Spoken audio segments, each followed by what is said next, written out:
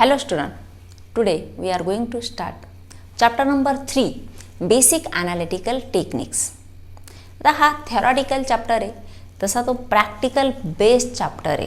म्हणजे पुस्तकामध्ये फक्त थिअरी दिली आणि त्याच्या डायग्राम दिलेले आहे, परंतु ॲक्च्युअली तो चॅप्टर जो आहे तो प्रॅक्टिकल बेस आहे. प्रॅक्टिकली तो चांगल्या प्रकारे समजतो. तरी पण आपण त्याची थिअरी बघू. Basic analytical technique. आता कुठलाही सबस्टन्स असेल, ज्यावेळेस इंडस्ट्रीजमध्ये सबस्टन्स तयार केले जातात, एखादा प्रोडक्ट तयार होतो किंवा नॅचरली ऑकरिंग एखादा सबस्टन्स असेल, तर त्या सबस्टन्स कुठला आहे, त्याचे फिजिकल प्रॉपर्टीज काय, त्याचे केमिकल प्रॉपर्टीज कुठल्या, त्यामध्ये कुठले कॉन्स्टंट एलिमेंट आहे, याचं सगळ्याचं आयडेंटिफिकेशन केलं जातं. ज्याचं क्वांटिटेटिव्ह आणि क्वालिटेटिव्ह ॲनालायसिस केलं जातं. क्वालिटेटिव्ह ॲनालायसिस म्हणजे त्याचे physical properties, chemical properties and constant element म्हणजेच क्वालिटेटिव्ह ॲनालिसिस. आणि quantitative analysis that is how much amount of constant elements are present. त्यामध्ये किती प्रमाणात जे कॉन्स्टंट एलिमेंट आहे ते किती प्रमाणात आहे याची मेजरमेंट करणं म्हणजे क्वांटिटेटिव्ह ॲनालिसिस. किंवा एखादा सबस्टन्स दिला असेल आणि त्यापासून किती प्रमाणात प्रोडक्ट मिळणार आहे, ठराविक क्वांटिटीपासून किती तर 100पासून किती, त्याचं पर्सेंटेज वेटसुद्धा आपण काढू शकतो. Basic analytical technique. परंतु ज्यावेळेस सबस्टन्स तयार होतो तो प्रत्येक वेळी प्युअर फॉर्ममध्येच असेल असं नाही. मग तो जर येणारा सबस्टन्स हा इम्प्युअर फॉर्ममध्ये असतं. मग इम्प्युअर फॉर्मचं आपल्याला प्युरिफिकेशन आणि सेपरेशन करायचं असतं. सेपरेशन म्हणजे जे अनवॉन्टेड त्यामध्ये जे घटक असतील ते अनवॉन्टेड घटक काढून टाकणं म्हणजे सेपरेशन. आणि प्युरिफिकेशन म्हणजे त्यामध्ये जे इम्प्युरिटीज आहे त्या इम्प्युरिटीज एलिमिनेट करणं म्हणजे purification and separation of the substance. मग त्यासाठी काही मेथड्स दिलेले आहे. आता प्युरिफिकेशन आणि सेपरेशनसाठी जर इम्प्युरिटीज ह्या इनसोल्युबल इम्प्युरिटीज असतील आणि सहज त्या सेपरेट होत असतील तर त्यासाठी फिल्ट्रेशन मेथड वापरली जाते. फिल्ट्रेशन म्हणजे फिल्टर पेपर वापरून एखादा जो सबस्टन्स असेल तो सुटेबल सॉल्व्हंटमध्ये डिझॉल्व केला जातो. परंतु सॉल्व्हंट चूज करताना असं सॉल्व्हंट चूज केलं जातं का तो सबस्टन्स त्या सॉल्व्हंटबरोबर रिॲक्ट झाला नाही पाहिजे. The substance does not react in solvent, then such a solvent is a best solvent for that solute. मग त्या सॉल्व्हंटमध्ये डिझॉल्व केल्यानंतर and also that solvent does not react with impurities also. impurities बरोबर किंवा substance बरोबर तो solvent react झाला नाही पाहिजे. मग अशा सॉल्व्हंटमध्ये तो सबस्टन्स डिझॉल्व केल्यानंतर सिम्पली फिल्टर केला जातो. मग त्यासाठी कोनिकल फ्लास्क यूज केला जातो. आपण फर्स्ट चॅप्टरमध्ये आपण बघितलं काही ॲपरेटसबद्दल माहिती घेतली. ॲनालिटिकल केमिस्ट्रीसाठी जे ॲपरेटस यूज केले जातात त्याची माहिती घेतली. हा फनेल असेल आणि ह्या फनेलमध्ये हे फिल्टर पेपर ठेवलेला आहे कोन करून. हा कोन कसा केला जातो, हा फिल्टर पेपर असेल. फिल्टर पेपरचे वेगवेगळे प्रकार आहे. सिंपल फिल्टर पेपर किंवा फिल्टर पेपर नंबर 21 त्याच्या पार्टिकल्सच्या त्याच्या पोरस नेचरनुसार. आता ह्याची घडी केली तर अशा प्रकारे घडी तयार होते आणि पुन्हा ती फोल्ड केली तर अशी घडी तयार होईल आपल्याला. आता ह्या घडीमध्ये 3 भाग एक साईडला आणि एक भाग एका साईडला. जसं आपण शेंगादाण्याचा कोन असतो, आपण जे भाजलेले शेंगादाणे खातो त्याचा जो कोन असतो तसा कोन तयार केला जातो. म्हणजे ही घडी केल्यानंतर असं अर्ध्या पोळीसारखं होतं आणि ही अशी घडी केल्यानंतर त्याचा असा कोन तयार होतो. 3 भाग एकीकडे एक भाग एकीकडे कोन तयार केला. तो कोन इथं ठेवून थोडंसं मॉइस्ट केला जातो. त्यामध्ये थोडंसं सॉल्व्हंट, जे सॉल्व्हंट आपण फिल्ट्रेशनसाठी त्याला डिझॉल्व होण्यासाठी वापरलं ते सॉल्व्हंट थोडंसं टाकलं जातं. मग इथं जे शिल्लक राहतं इथं त्याला रेसिड्यू असं म्हटलं जातं.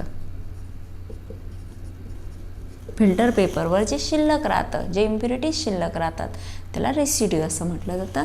आणि खाली जो सबस्टन्स येतो त्याला फिल्ट्रेट असं म्हटलं जातं. फिल्ट्रेट का ज्यामध्ये आपला सबस्टन्स डिझॉल्व केलेला असतो. आणि मग ते फिल्ट्रेट ज्यावेळेस इव्हॉपरेट केलं जातं त्यावेळेस सबस्टन्स आपल्याला मिळतो, कलेक्ट करता येतो. Then filtration by using suction pump.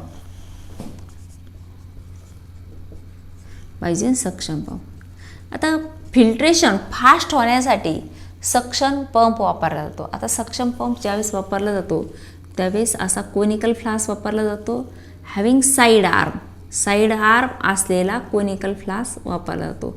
आणि ह्याची साईड आर्म ही रबर ट्यूबच्या साह्यानं सक्शन पंपला जोडली जाते, to pump.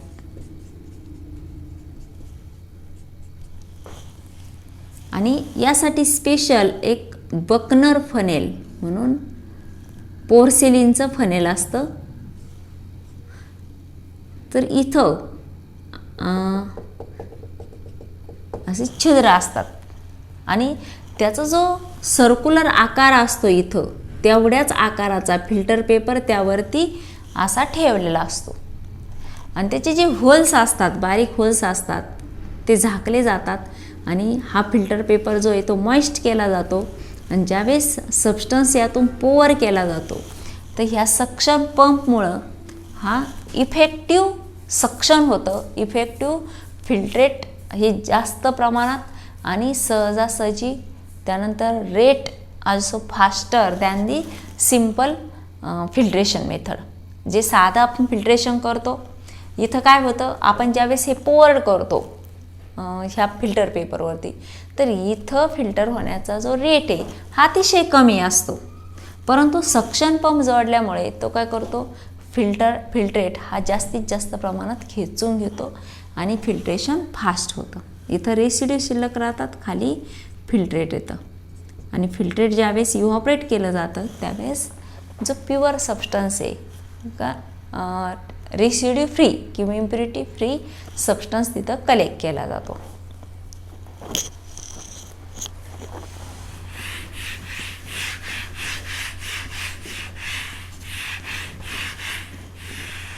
Then crystallisation.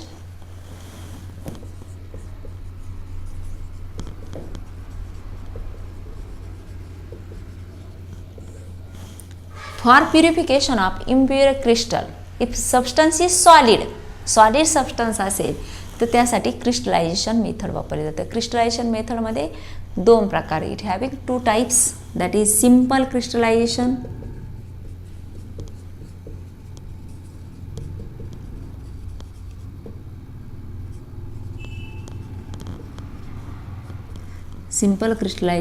and fractional crystallization.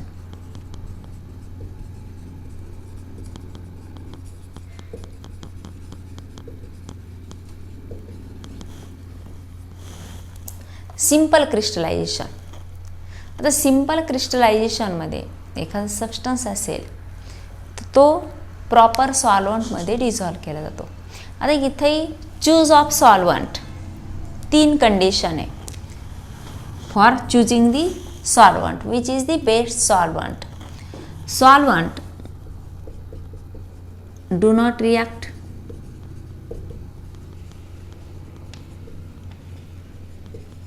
with solute.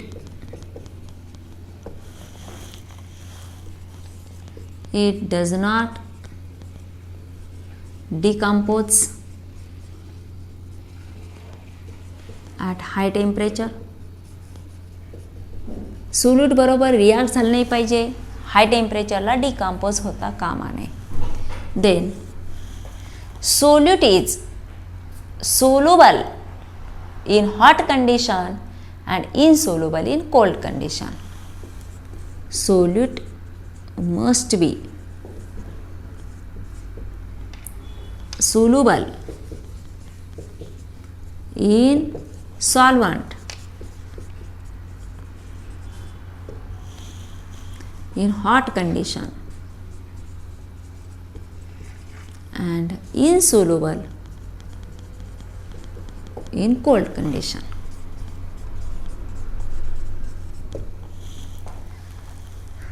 These are the criteria for proper solvent or suitable solvent.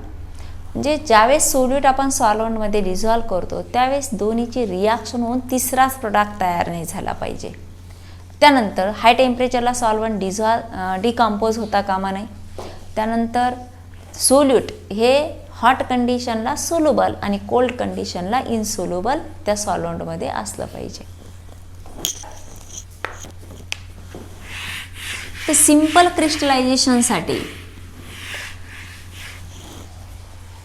क्रिस्टलायझेशनसाठी काय करणार, तर एखादा सबस्टन्स घेतला जातो, तो सॉल्वंटमध्ये डिझॉल्व करून त्याचं सॅच्युरेटेड सोल्युशन बनवलं जातं. सॅच्युरेटेड सोल्युशन म्हणजे काय, no more substance is added in that solvent at given temperature. त्या ठराविक टेम्परेचरला त्यापेक्षा जास्त सोल्यूट आपण ॲड करू शकत नाही, डिझॉल्व करू शकत नाही. आता त्याचं एक्झाम्पल जर आपण घ्यायचं असेल तर आपण साधारण 1 कप जर पाणी घेतलं आणि कुठलंही टेम्परेचर न वाढवता त्या 1 कप पाण्यामध्ये आपण जर साखर ॲड करत गेलो आणि डिझॉल्व करत गेलो तर एक कंडिशन अशी असते का नंतर टाकलेली शुगर त्यामध्ये डिझॉल्व होत नाही. मग ते जे सोल्युशन असतं त्याला सॅच्युरेटेड सोल्युशन असं म्हटलं जातं. There is equilibrium between solid state of sugar and liquid state of sugar. दोन्हीमध्ये इक्विलिब्रियम येते. थोडं जरी जास्त टाकलं तर ते सॉलिडच राहतं. सिंपल क्रिस्टलायझेशनसाठी फॉर एक्झाम्पल आपण बेन्झॉइक ॲसिड घेतलं आणि बेन्झॉइक ॲसिडमध्ये इम्प्युरिटीज असतील आणि ते बेन्झॉइक ॲसिड ज्यावेळेस वॉटरमध्ये डिझॉल्व केलं जातं त्यावेळेस कोल्ड कंडिशनला ते डिझॉल्व होत नाही. मग ते हॉट केलं, गरम केलं, त्याचं सॅच्युरेटेड सोल्युशन केलं, त्यामध्ये जेवढं सबस्टन्स आपल्याला ॲड करता येईल तेवढा सबस्टन्स आपण ॲड केला आणि ते डिझॉल्व करण्याचा प्रयत्न केला. आता ते हॉट कंडिशनला डिझॉल्व झालं, परंतु इम्प्युरिटीज हॉट कंडिशनला डिझॉल्व होत नाही. मग आपल्याला त्याला काय करावं लागेल, तर फिल्टर करावं लागेल. फिल्टर पेपर घेतला, कोनिकल फ्लास्कमध्ये ठेवला,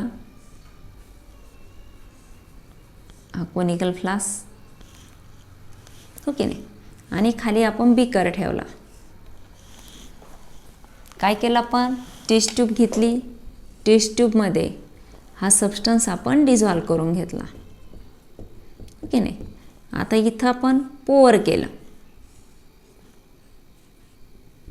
हे ओतलं. इथं काय होणार, हॉट कंडिशनला इम्प्युरिटीज ह्या फिल्टर पेपरवरती असतील आणि खाली जे येईल फिल्ट्रेट त्याला मदर लिकर असं म्हटलं जातं.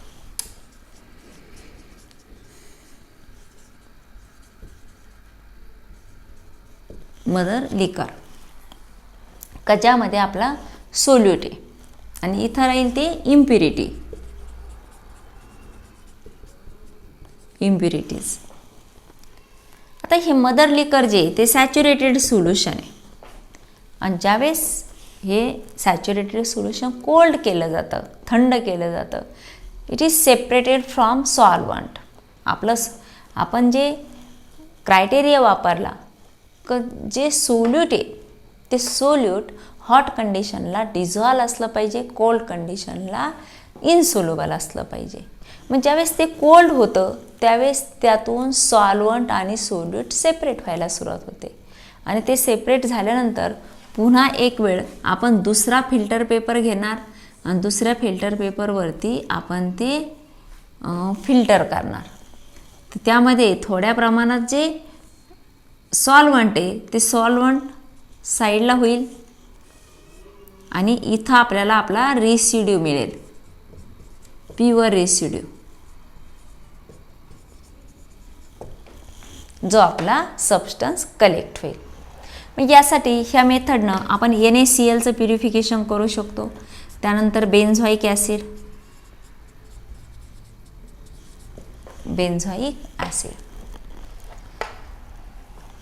Then fractional crystallisation. आता हे झालं, इथं एकच एक सबस्टन्स असेल आणि तो आपण वॉटर यूज करून सेपरेट करू शकतो. NaCl असेल, बेन्झॉइक ॲसिड असेल, त्याचं वॉटरमध्ये सॅच्युरेटेड सोल्युशन तयार केलं, ते फिल्टर केलं, इथं इम्प्युरिटीज बाजूला होतील आणि मदर लिकरमध्ये आपला सबस्टन्स असेल आणि मदर लिकरचं सबस्टन्स आपण पुन्हा कोल्ड कंडिशनला पुन्हा फिल्टर केला तर फिल्ट्रेटमध्ये केवळ फक्त पाणी येईल आणि जो रेसिड्यू आहे जो फिल्टर पेपरवर येईल तो आपला प्युअर सबस्टन्स असेल. आता फ्रॅक्शनल क्रिस्टलायझेशनसाठी फ्रॅक्शनल क्रिस्टलायझेशन केव्हा वापरतात? ज्यावेळेस एक सबस्टन्स हा इनसोल्युबल असेल आणि दुसरा सबस्टन्स हा मदर लिकरमध्ये सोल्युबल असेल. For example separation of glucose and fructose. Separation of glucose and fructose. आता त्यासाठी वापरलं जातं alcohol. Alcohol. In alcohol glucose is less soluble. Glucose is less soluble in alcohol while fructose is completely soluble.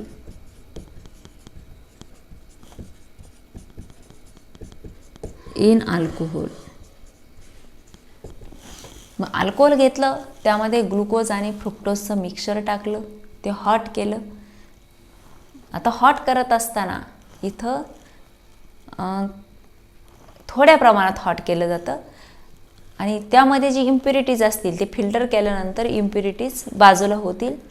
त्यानंतर जे mother लिकर असेल जे filter येतं ते फिल्ट्रेट त्याला काय म्हटलं जातं? मदर लिकर.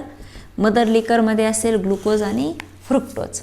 ज्यावेळेस अल्कोहोल कोल्ड केलं जातं थंड केलं जातं तर कोल्ड कंडिशनला ग्लुकोज हे क्रिस्टलाइज होतं त्याचे पार्टिकल्स तयार होतात सॉलिड स्टेटमध्ये येतं आणि मग ते सॉलिड स्टेट असलेलं ग्लुकोज आपण जर फनेलच्या साहाय्यानं फिल्टर केलं तर खाली जे फिल्ट्रेट येईल त्यामध्ये काय असेल? Fructose solution. Fructose solution. आणि इथं काय येईल? तो ग्लुकोज. इथं ग्लुकोज कलेक्ट होईल आणि खाली फ्रुक्टोज सोल्युशन असेल. आता हे सोल्युशन कशाचं आहे? तर अल्कोहोलचं आहे. अल्कोहोलचा जो बॉइलिंग पॉईंट आहे हा काय आहे? तर साधारण 64 डिग्री सेल्सिअस म्हणजे व्होलाटाईल आहे. आणि हे इव्हॉपरेट जर केलं आपण हे ओपन पोर्सेलिन डिशमध्ये जर ठेवलं तर ते अल्कोहोल रूम टेम्परेचरला सुद्धा इव्हॉपरेट होऊन जाईल. थोडंसं टेम्परेचर दिलं वॉटर बाथवरती तरीसुद्धा ते इव्हॉपरेट होईल. वॉटर बाथवरती म्हणजे कसं? खाली पाणी उकळतं आहे आणि त्यावरती ती डिश ठेवली तर इथं ह्या टेम्परेचरला त्यातलं अल्कोहोल इव्हॉपरेट होईल आणि त्यावरती राहील फक्त फ्रुक्टोज. अशा प्रकारे ग्लुकोज आणि फ्रुक्टोज सेपरेट करता येईल बाय युजिंग फ्रॅक्शनल क्रिस्टलायझेशन. म्हणजे टप्प्याटप्प्यानं फ्रॅक्शन काही प्रमाणात जे टप्पे केले जातात त्याला फ्रॅक्शनल क्रिस्टलायझेशन असं म्हटलं जातं.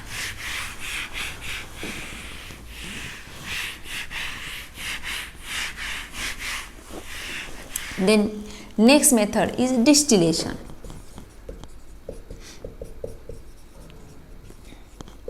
Distillation method is used for liquid substance.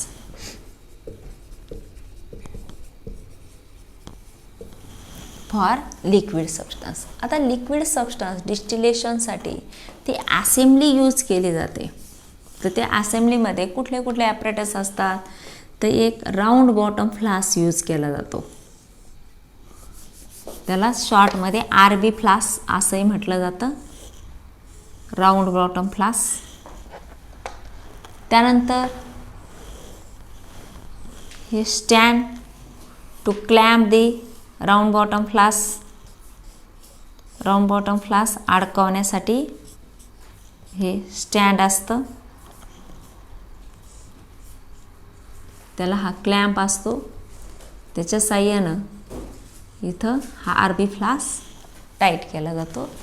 त्यानंतर आणखी एक क्लॅम्प असतो ह्या क्लॅम्पवर हा थर्मामीटर अडकवलेला असतो आणि हे असतं ते रबर कॉर्क किंवा रबर कॉर्कला डायरेक्ट छोटा थर्मामीटर अडकवलेला असतो. याला 2 छिद्र असतात.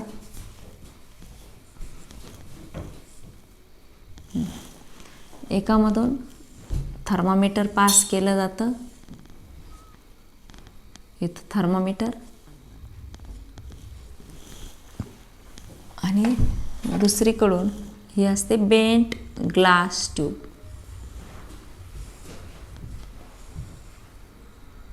Bent glass tube. त्या ग्लास ट्यूबवरती हे कंडेन्सर लावलेलं असतं, जे कंडेन्सरला 2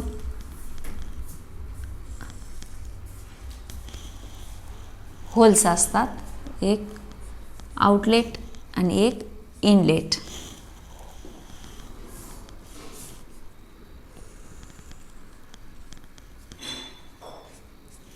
inlet for water and outlet for water.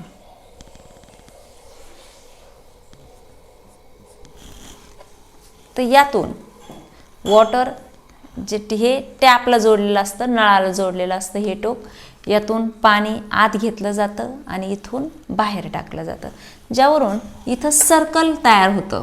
Circular form वॉटरचा एक करंट तयार होतो, जेणेकरून जे व्हेपर्स बाहेर येतील ते व्हेपर्स कोल्ड केले जातात, इथं कूल केले जातात आणि ते व्हेपर्सचं रूपांतर लिक्विड स्टेटमध्ये होतं. हे रिसिव्हर.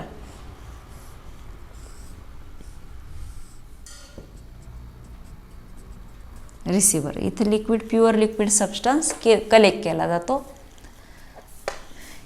इथं पाणी आत येतं, इथून बाहेर जातं. हे बेसिनच्या नळापाशी इथं जोडलेलं असतं. हे बेसिनमध्ये सोडलं जातं, हे नळाला जोडलेलं असतं. इथं सबस्टन्स दिलेला substance, for example mixture of acetone and water.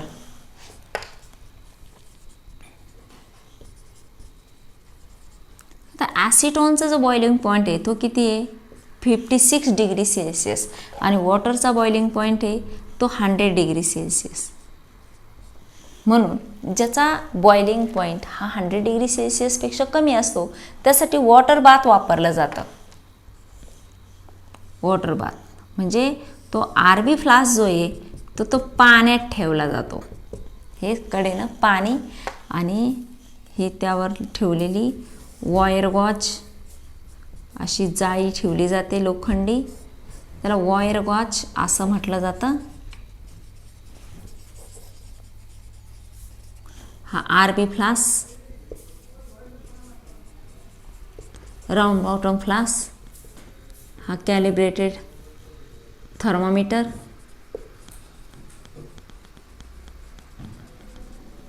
He bent tube,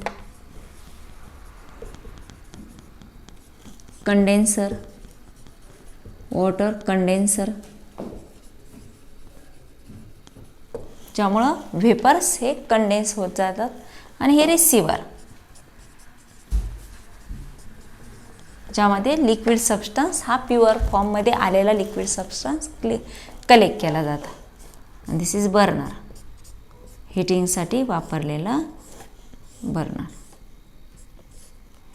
gas burner.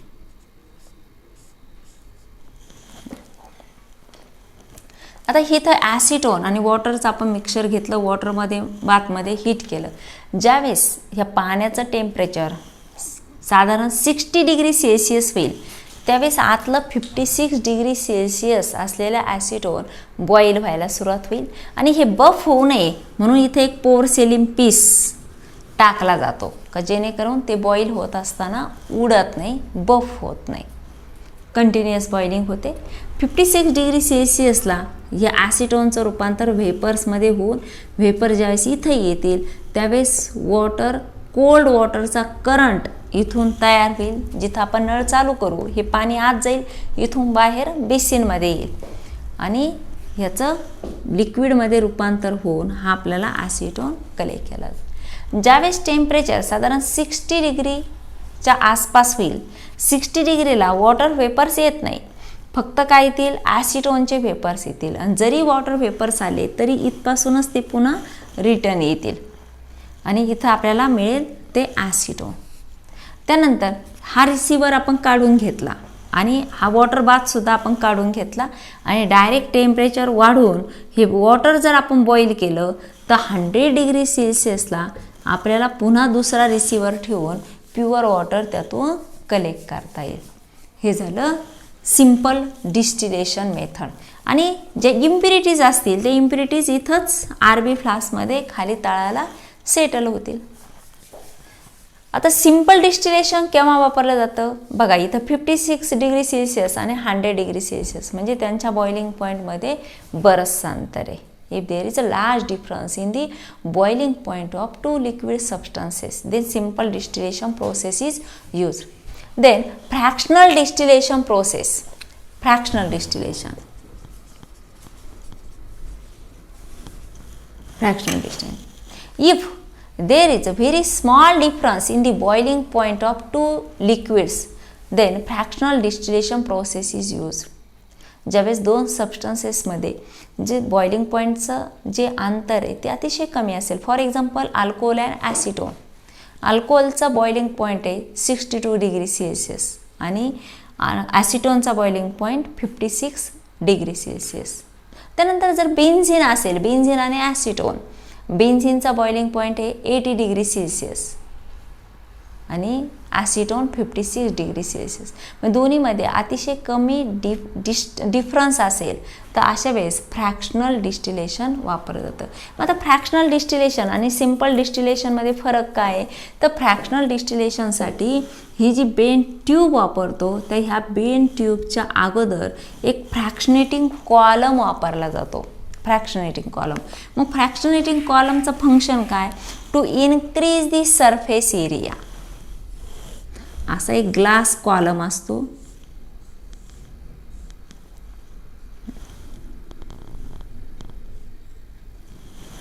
आणि ह्या ग्लास कॉलममध्ये असे बारीक पाईप्स वापरले जातात. ते वेगवेगळ्या आकाराचे असतात. हा इकडे असेल,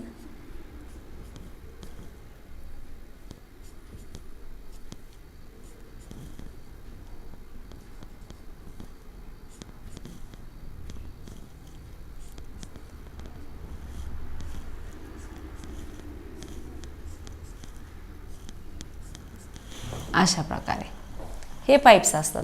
मग व्हेपर्स इकडे आल्यानंतर इथं येतील, इथं येतील, ते पुन्हा इथं येतील, ह्या बाजूने येतील. म्हणजे असं वर जात असताना त्याचं काय होईल, पुन्हा कंडेन्सेशन होईल. मग आता असं का वापरायचं तर दोन्ही लिक्विडमध्ये अतिशय कमी डिफरन्स आहे. फॉर एक्झाम्पल एक 56 डिग्री सेल्सिअस आहे, दुसरा 62 डिग्री सेल्सिअस आहे, ॲसिटोन आणि अल्कोहोल. आता ह्या टेम्परेचरला दोनही व्हेपर्स, दोन्ही लिक्विडचे व्हेपर्स होऊन हे काय होतील, व्हेपराईज होतील आणि व्हेपराईज होऊन दोन्ही काय होतील, कंडेन्स होतील. परंतु ज्यावेळेस आपण फ्रॅक्शनेटिंग कॉलम इथं यूज करू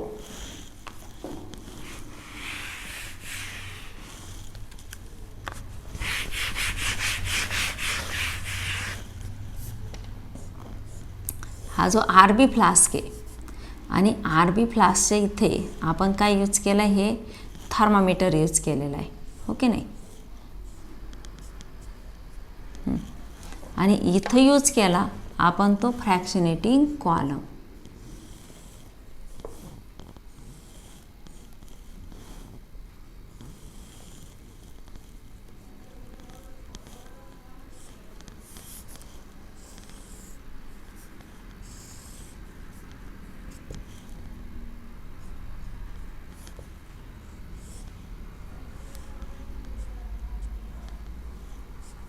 हा रबर कॉर्क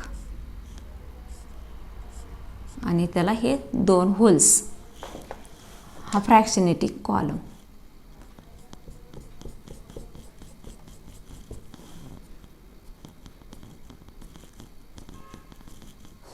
हे त्याचे आउटलेट. तर इथं ती बेंड ट्यूब वापरली जाते किंवा इथं बेंड ट्यूब वापरली जाते. काही ठिकाणी इथं असते, काही ठिकाणी इथं असते. आणि यावर नंतर काय असतं तर हे कंडेन्सर असतं, हो की नाही. आणि कंडेन्सरमधून इथं याचं आउटलेट, इथे इनलेट आणि हे रिसिव्हर.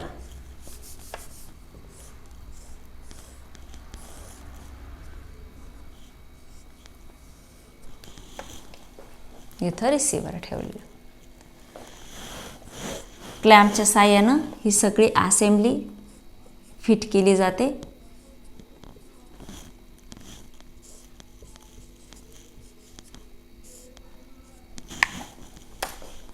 आणि इथं यूज केलं जातं जर टेम्परेचर 100 डिग्री सेल्सिअसपेक्षा कमी असेल तर वॉटर बाथ यूज केलं जातं. 100 डिग्री सेल्सिअसपेक्षा जास्त असेल तर सिंपल हीटिंग केलं जातं. त्यानंतर जिथं हाय टेम्परेचर यूज करावं लागतं, एखाद्याचा बॉइलिंग पॉईंट 300 डिग्री सेल्सिअसपेक्षा जास्त असेल तर मग त्यासाठी साधारण सँड बाथ वापरलं जातं, वाळूवरती तापवलं जातं किंवा ऑइल बाथ वापरलं जातं. 200 डिग्री सेल्सिअसच्या दरम्यान टेम्परेचर असेल तर ऑइल बाथ म्हणजे ह्या ज्या बिकरमध्ये हे ऑइल घेतलं जातं, पॅराफिन ऑइल, आणि पॅराफिन ऑइलमध्ये हा सबस्टन्स हीट केला जातो depending upon boiling point of the liquid taken. आता इथं आपण वॉटर बाथ यूज केलं कारण आपण ॲसिटोन एक्झाम्पल घेतलं, ॲसिटोन आणि अल्कोहोलचं मिक्सचर. आता ज्यावेळेस इथं दोनही लिक्विडचे व्हेपर्स येतील तर ते व्हेपर्स वर जात असताना जे मोस्ट व्हॉलाटाईल लिक्विड आहे, मोस्ट व्हॉलाटाईल दोन्हीपैकी जे जास्त व्हॉलाटाईल आहे तर त्याचं व्हेपर्स इकडे येतील आणि कंडेन्स होऊन हे रिसिव्हरमध्ये कलेक्ट केले जाते. परंतु जे लेस व्हॉलाटाईल आहे कम्पॅरेटिव्ह, त्या ज्यावेळेस ते फ्रॅक्शनेटिंग कॉलममधून प्रवास करतील त्यावेळेस तिथंच त्याचं कंडेन्सेशन होऊन पुन्हा ते रिटर्न येतील. आणि ज्यावेळेस 56पेक्षा टेम्परेचर आपण अधिक करू त्यावेळेस सेकंड पोर्शन म्हणून अल्कोहोल इव्हॅपोरेट होईल आणि सेकंड रिसिव्हरमध्ये आपल्याला अल्कोहोल कलेक्ट करता येईल. हे झालं फ्रॅक्शनल डिस्टिलेशन. आता पुढच्या लेक्चरमध्ये आपण सॉल्व्हंट एक्स्ट्रॅक्शन आणि क्रोमॅटोग्राफिक मेथड बघू.